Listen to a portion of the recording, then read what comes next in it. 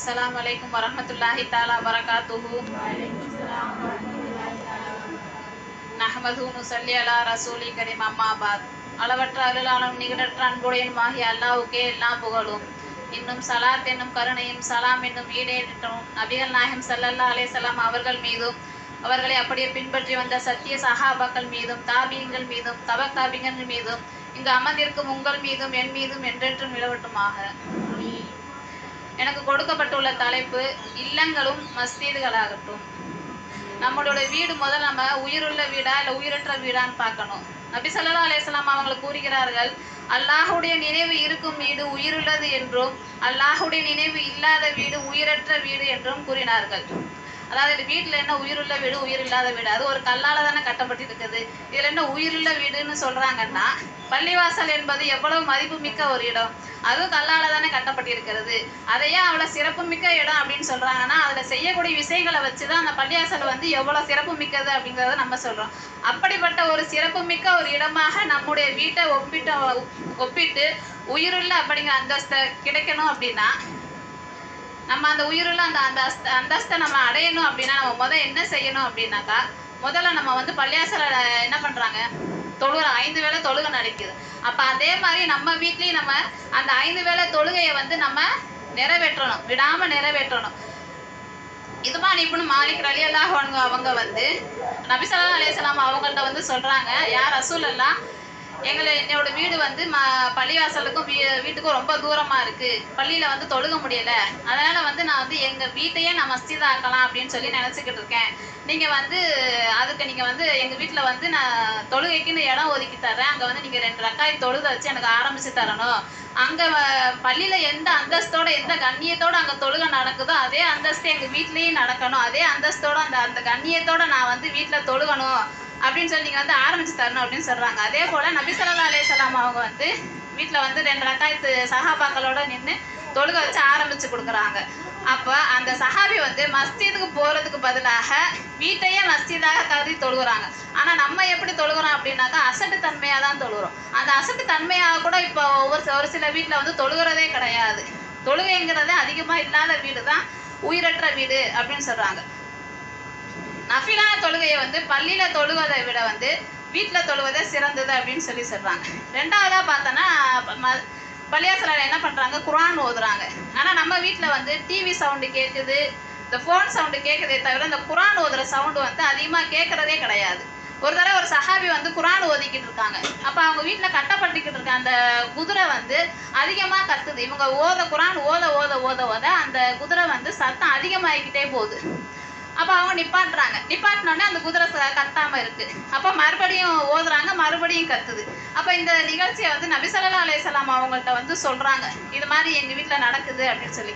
அப்போ நபி ஸல்லல்லாஹு அலைஹி வஸல்லம் அவங்க சொல்கிறாங்க, நீங்கள் ஏன் குர்ஆன் ஓதுறதை வந்து நிப்பாட்டினீங்க? அங்கே வந்து மலக்குமார்க வந்தாங்க, அந்த மலக்குமாரங்களை பார்த்ததுனால தான் அந்த குதிரை வந்து அப்படி கத்துது, நீங்கள் வந்து குர்ஆனை ஓதுறதை நிப்பாட்டாதீங்க அப்படின்னு சொல்கிறாங்க. அப்போ எந்த வீட்டில் குர்ஆன் ஓத படிக்கிறதோ அந்த வீட்டில் வந்து மலக்குமாருங்க வர்றாங்க.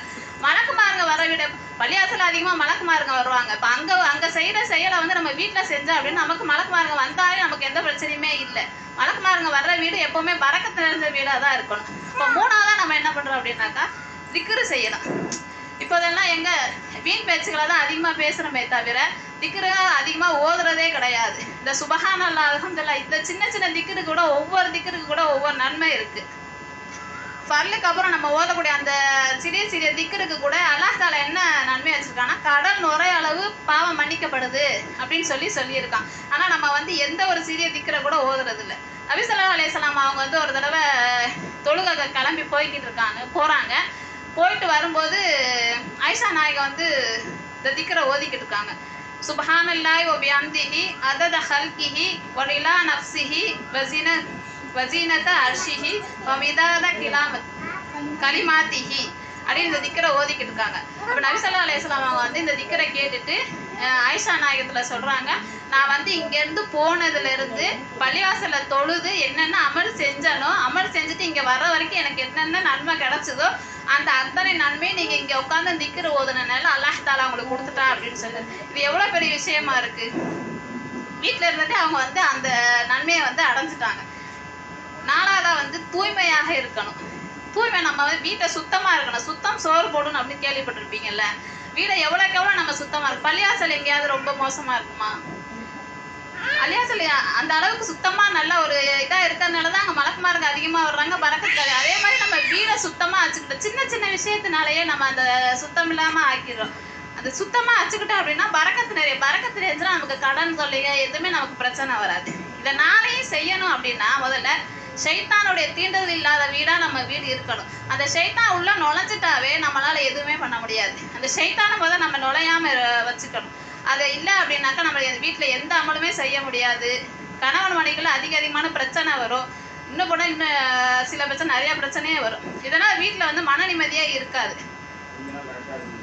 இருக்கு நேச்சுரல் ஓரளவுக்கு.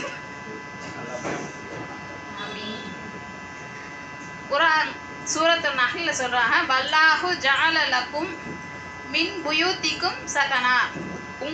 அல்லாஹ் உங்களுக்கு உங்களுடைய வீட்டை மன நிம்மதியாக ஆக்கியுள்ளான். இப்படி மன நிம்மதியோடு உயிருள்ள ஒரு மஸ்ஜிதை போல நம்ம வீடு இருக்கணும்னா இந்த ஷைத்தான் வீட்டில் இருக்கக்கூடாது. அதுக்கு மேலே அந்த தொழுகை, குர்ஆன், திக்ரு, தூய்மை இவை எல்லாத்தையும் நம்ம வந்து ரெகுலராக செஞ்சோம் அப்படின்னாக்க ஷைத்தானே வரமாட்டான். நபி ஸல்லல்லாஹு அலைஹி வஸல்லம் அவங்க கூறினாங்க, அபீ ஹுரைரா ரலியல்லாஹு அன்ஹு அறிவிக்கிறாங்க, லா தஜஅலு புயூத்தகும் மகாபிர ஃபைன்ன ஷைத்தான யன்ஃபிரு மினல் பைத்தில்லதி துக்ரஉ ஃபீஹி. அதாவது சூரத்துல் பக்ரால இருக்குன்னு சொல்லியிருக்காங்க. உங்களுடைய வீடுகளை கல்லறையாக ஆக்காதீர்கள். எந்த வீட்டில் சூரத்துல் பக்ரா ஓதப்படுகிறதோ அங்கு ஷைத்தான் வரமாட்டான். ஷைத்தான் வரல அப்படின்னாவே நமக்கு எல்லாமே ஈஸியாகவே அமைஞ்சிடும். நம்ம செய்கிற செயல்களை வந்து எந்த தடை இல்லாமல் செய்யலாம். அப்போ ஷைத்தானை வர வைக்கக்கூடாது அப்படின்னா நம்ம வீட்டில் ரெகுலராக என்ன பண்ணணும் அப்படின்னாக்கா சூரத்துல் பக்ரா ஓதணும் அப்படின்னாவே நம்ம வீட்டில் வந்து ஷைத்தான் வந்து வரமாட்டான். இப்படி இது எல்லாமே செய்யாத வீடு அப்படிதான் கல்லறை. இப்போ உயிருள்ள வீடு அப்படின்னா நம்ம நடமாடிக்கிட்டு இருந்தது தான் உயிருள்ள வீடா? நம்ம தான் நடமாடிக்கிட்டு இருக்கோமே. அப்போ நம்ம வீடு உயிருள்ள வீடு அப்படிங்கிறது அர்த்தம் கிடையாது. இந்த அமல்களெல்லாம் செய்யணும். இந்த அமல்களெல்லாம் செய்யாமல் கல்லறையாக இருக்கும் வீடு தான் உயிரற்ற வீடு. நபி ஸல்லல்லாஹு அலைஹி வஸல்லம் அவங்க வந்து சொல்கிறாங்க. இப்போ நம்ம யோசிச்சு பார்ப்போம், நம்மளுடைய வீடு வந்து உயிருள்ள வீடாக இருக்கா, உயிரற்ற வீடாக இருக்கான்னு, மஸ்ஜிதாக இருக்கா இல்லை கல்லறையாக இருக்கான்னு நம்ம வந்து கொஞ்சம் சிந்திச்சு பார்க்கணும். எங்கள் வீடுகளை தொழுகை நிறைந்த வீடுகளாக ஆக்குவாயாக, குர்ஆன் ஒலிக்கும் வீடுகளாக ஆக்குவாயாக, ஷைத்தான் நுழையாத வீடுகளாக ஆக்குவாயாக. இந்த அமல்களை அனைத்தும் நல்ல விதமாக செஞ்சு நம்ம வீடை வந்து மஸ்ஜிதை போல உயிருள்ள வீடாக வைக்க அல்லாஹ் தஆலா தௌஃபீக் செய்வானாக. வாயிர தஹ்வான் அல்ஹம்துலில்லாஹி ரப்பில் ஆலமீன். அஸ்ஸலாமு அலைக்கும்.